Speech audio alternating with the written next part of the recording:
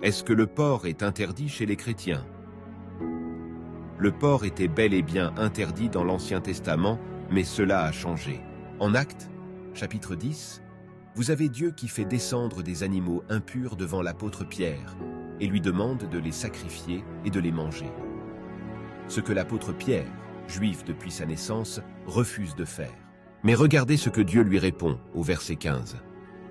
La voix lui dit encore pour la seconde fois, « Ce que Dieu a purifié ne l'appelle pas souillé. » Évidemment, ça fait référence aux relations entre les Juifs et les païens.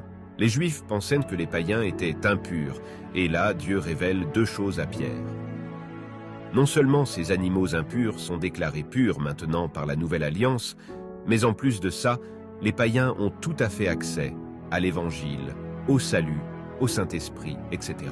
Mais ce que je viens de vous dire n'est pas suffisant pour les esprits judaïsants qui aiment bien retourner à la loi, qui ne sont pas contents et qui veulent se vanter d'observer les plus petites parties de la loi, alors qu'ils brisent, la plupart du temps, tous les autres commandements. Dans ce cas, regardez ce que dit l'apôtre Paul en 1 Timothée, chapitre 4.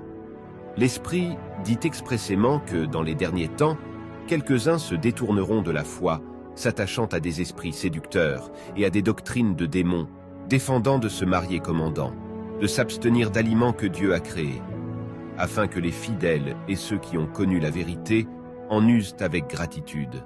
Donc là, Dieu évoque des doctrines démoniaques pour celles qui interdisent des aliments aux hommes. Car toute créature de Dieu est bonne, et rien n'est à rejeter, étant pris avec gratitude, car cela est sanctifié par la parole de Dieu et par la prière. Aujourd'hui, en Jésus-Christ, nous pouvons tout à fait manger du porc et autres aliments car tout est sanctifié par la prière.